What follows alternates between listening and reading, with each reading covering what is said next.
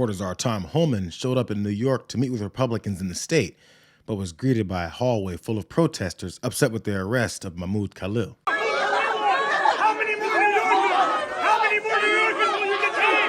How many more New Yorkers without charge? Do you believe in the First Amendment? Do you believe in the First Amendment, Tom Homan? When we asked Tom Homan, all he had to answer for that cruelty was a smirk. Because there is no answer for taking a man from his pregnant wife, who is due to deliver their newborn child in a month, from their Columbia University apartment, a day after that same man, Mahmoud Khalil, wrote to Columbia University and said he feared for his life. The cowardice that is on display across our city and our state is unacceptable. New Yorkers are looking to us. They are looking to their leaders for courage and for conviction. And what they are finding instead is collaboration. And that is just simply unacceptable. Zohran Mamdani is a New York State Assembly member and mayoral candidate that decided to confront Homan in order to bring attention to his smug and arrogant approach to ushering in exactly what opponents warned us about. But he wasn't the only state official that showed up. Don't listen to the nonsense. Don't listen to the racism, because that's what this is. I think Karina said it very well.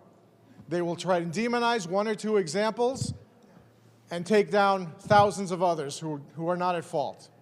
Why? Because they want to sow division and they want to sow hate. They don't want people who are struggling with affordability, who happen to be white, to join with people who are struggling with affordability, who happen to be of color, and realize what the real problem is, which is people like Donald Trump and all his friends, who are dividing those who are weaker to keep them from uniting against them. But we are here to say the opposite is true. We are going to bring people together. We know that people need help. We're here to provide it. And we are certainly not going to demonize the immigrant community in New York State or anywhere in this country. I'm not sure if enough people really recognize how quickly we've shifted from the original promise of deporting all violent criminals to already targeting green card holders that bring attention to our support in killing innocent Palestinians. So if you were waiting for the political prisoners, part of Trump's fascism, to show up before you realize he's a fascist, the alarm's going off right now. And the biggest supporters of these First Amendment rights are out trying to normalize it. Chuck Schumer doesn't think he committed any crime. What say you? Well, he certainly committed a lot of moral offenses. I mean, he supported Hamas. He supported the rapes. He supported the murders, the beheadings. He supported fire bombings. He certainly is no better than the Nazis who marched in Skokie. You know, whether or not he has a First Amendment right as a green card holder is one thing, but why should anybody support him? When they supported the right of Nazis to speak in Skokie back in 1977, when I was on the board of the National Civil Liberties Union, nobody supported the Nazis. They all said they were despicable, terrible, terrible people, but maybe they have a right to speak. People should say the same thing about Khalil. He's a despicable, horrible person. He should be kept away from his wife and his baby the way he kept Israelis away from and supported Hamas killing children, killing babies. He should be kept from his wife and baby. It's that kind of talk from people like Alan Dershowitz that allows more people to accept that being our new policy for protests. They say it on the campaign trail and call it a joke, but when they literally start practicing it, Americans should understand that it's happening. But Dershowitz's job in promoting it isn't even done. He's not somebody who should be admired or supported. And yet too many people have not only supported his right to speak, but supported the despicable content of his speech. So he ought to be treated the way we treat Nazis. We maybe give them the right to free speech, but we certainly despise them, hate them, don't wish them well, and don't express sympathy for them, their wives, or their babies. This is not a man who deserves any sympathy.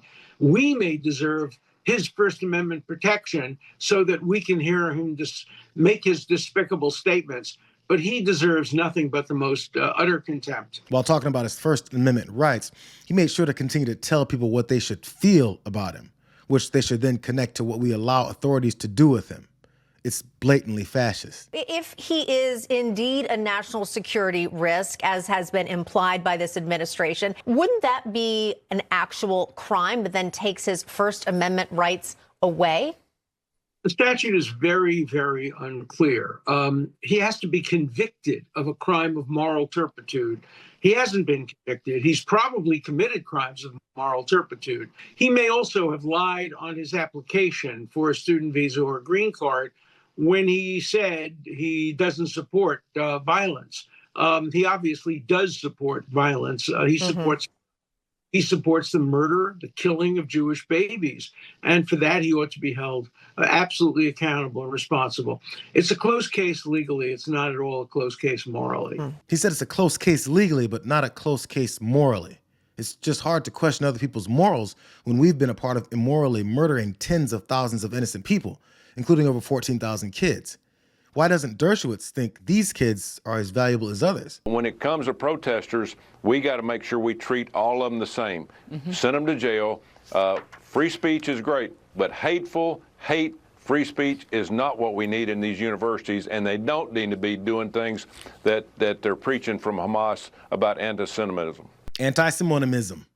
The dumbest man in the Senate, again, accidentally revealed their actual objective of arresting protesters that they don't agree with. He stuttered when the admission came out and then tried to qualify it with a bunch of characteristics of the kinds of protesters that they'll arrest, which they'll simply accuse anyone they want of.